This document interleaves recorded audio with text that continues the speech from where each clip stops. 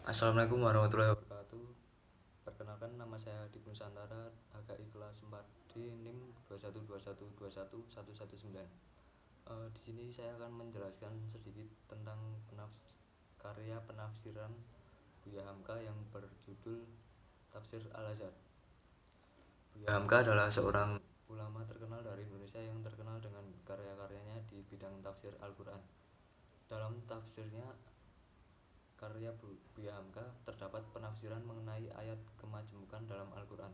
Ayat kemajemukan merujuk pada ayat-ayat yang memiliki lebih dari satu kemungkinan penafsiran atau memiliki hubungan yang kompleks antara makna-maknanya.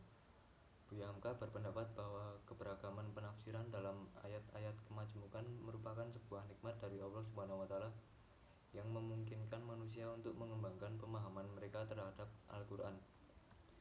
Menurut Buya Hamka, keberagaman penafsiran ini menunjukkan kedalaman dan kekayaan Al-Quran sebagai wahyu ilahi yang abadi. Setiap penafsiran yang sahih dan didasarkan pada niat yang baik, pengetahuan yang luas, dan metode yang benar memiliki nilai dan manfaatnya sendiri. Namun Buya Hamka juga menekankan bahwa penafsiran harus dilakukan dengan hati-hati dan didasarkan pada prinsip-prinsip yang kuat dalam tafsir Al-Quran. Ia menekankan pentingnya memahami konteks sejarah, budaya, dan linguistik dari ayat-ayat kemajemukan serta memperhatikan keselarasan dengan ayat-ayat lain dalam Al-Quran. Dalam tafsir Al-Quran, Buya Hamka berusaha untuk menyampaikan penafsiran yang mudah dipahami oleh pembaca awam. Ia menggunakan bahasa yang sederhana dan contoh-contoh yang relevan untuk menggambarkan makna dari ayat-ayat kemajemukan tersebut. Tujuannya adalah untuk memudahkan pembaca dalam memahami pesan-pesan Al-Quran dan menerapkannya dalam kehidupan sehari-hari. Pendekatan Buya Hamka dalam menafsirkan ayat-ayat kemajemukan ini mencerminkan keinginannya untuk menjembatani kesenjangan antara pemahaman akademis dan kebutuhan praktis masyarakat. Ia berusaha agar pesan-pesan Al-Quran dapat dirasakan relevansinya dan dapat diaplikasikan dalam kehidupan sehari-hari sehingga memperkaya spiritualitas dan etika umat muslim. Dalam melanjutkan penafsiran Buya Hamka tentang ayat-ayat kemajemukan dalam tafsir Al-Azhar, terdapat beberapa prinsip dan metode yang digunakan olehnya. Yang pertama adalah konsistensi Al-Quran. Buya Hamka mengutamakan keselarasan dan konsistensi dengan ayat-ayat lain dalam Al-Quran. Ia meyakini bahwa Al-Quran adalah wahyu yang terpadu dan saling melengkapi. Oleh karena itu, dalam menafsirkan Al-Quran, Buya Hamka mencari pemahaman yang sejalan dengan tema umum Al-Quran dan tidak bertentangan dengan ayat-ayat yang lain. 2. Konteks sejarah dan budaya. Buya Hamka juga menekankan pentingnya memahami konteks sejarah dan budaya di balik ayat-ayat kemajemukan. Ia berpendapat bahwa pemahaman yang tepat hanya dapat diperoleh dengan memahami latar belakang sosial, politik, dan budaya pada saat ayat tersebut diwahyukan. Yang ketiga, toleransi terhadap perbedaan. Buya Hamka menunjukkan sikap yang toleran terhadap perbedaan pendapat dalam penafsiran ayat-ayat kemajemukan. Ia mengakui bahwa dalam beberapa kasus terdapat variasi yang sahih dan dapat diterima. Namun ia juga menekankan pentingnya pendekatan yang objektif dan didukung oleh dalil-dalil yang kuat dalam menentukan pilihan penafsiran yang paling mendekati makna aslinya. 4. Bahasa yang sederhana dan relevan. Salah satu ciri khas tafsir Al-Azhar karya Buya Hamka adalah penggunaan bahasa yang sederhana dan contoh-contoh yang relevan. Ia berusaha menjelaskan makna ayat-ayat kemajemukan dengan cara yang mudah dipahami oleh pembaca awam, sehingga pesan-pesan Al-Quran dapat diaplikasikan dalam kehidupan sehari-hari dengan baik. Dengan pendekatan ini, Buya Hamka berusaha untuk membantu umat muslim dalam memahami dan menghayati pesan-pesan Al-Quran.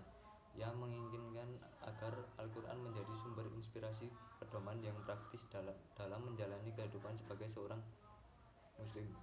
Dengan merangkul keberagaman penafsiran yang sahih dan memperhatikan prinsip-prinsip tafsir yang kuat, Buya Hamka berusaha memperkaya wawasan keagamaan dan spiritualitas umat Islam. Yang kelima, kaidah linguistik. Buya Hamka juga menggunakan kaidah linguistik dalam penafsirannya. Ia memperhatikan tata bahasa, makna kata, dan struktur kalimat untuk membantu memahami ayat-ayat yang kompleks. Dengan mempertimbangkan aspek linguistik ini, ia berupaya untuk mendapatkan pemahaman yang lebih mendalam tentang makna ayat-ayat kemajemukan. 6. Kaitan dengan konteks kehidupan. Buya Hamka mencoba menjelaskan makna ayat-ayat kemajemukan dengan mengaitkannya konteks kehidupan sehari-hari. Ia berusaha untuk menunjukkan bagaimana pesan-pesan Al-Quran dalam ayat-ayat tersebut dapat diterapkan dan bermanfaat dalam kehidupan praktis. Hal ini bertujuan agar umat muslim dapat mengambil manfaat langsung dari tafsiran tersebut. 7. Keberagaman interpretasi.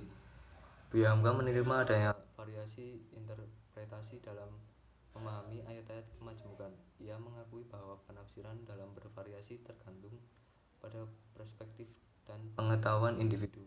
Namun dalam mencapai pemahaman yang akurat, ia menekankan pentingnya mengacu pada dalil-dalil yang kuat dan prinsip-prinsip tafsir yang diterima secara umum. 8. Pengaruh sufisme. Dalam tafsirnya, Buya Hamka juga memberikan pengaruh dari perspektif sufisme atau tasawuf. Ia seringkali menyoroti aspek-aspek spiritual dan mendalam dalam ayat-ayat kemajemukan dan menekankan pentingnya pengembangan hubungan pribadi dengan Allah Subhanahu wa Ta'ala melalui pembahasan dan penghayatan Al-Quran. Buya Hamka dalam tafsir Al-Azhar memiliki pendekatan yang inklusif dan holistik dalam menafsirkan ayat-ayat kemajemukan dalam Al-Quran. Ia mengakui keberagaman penafsiran sebagai sebuah nikmat dan kemampuan manusia untuk mengembangkan pemahaman mereka terhadap Al-Quran. Buya Hamka menekankan pentingnya konsistensi dengan ayat-ayat lain dalam Al-Quran, memahami konteks sejarah dan budaya menggunakan kaidah linguistik, serta mengaitkan ayat-ayat dengan konteks kehidupan sehari-hari. Ia juga menerima variasi penafsiran yang sahih namun tetap mengacu pada dalil-dalil yang kuat. Pendekatan Buya Hamka juga mencerminkan pengaruh sufisme dengan menyoroti aspek-aspek spiritual dalam ayat-ayat kemajemukan dan mengembangkan hubungan pribadi dengan Allah melalui pemahaman Al-Quran. Sekian, wassalamualaikum warahmatullahi wabarakatuh.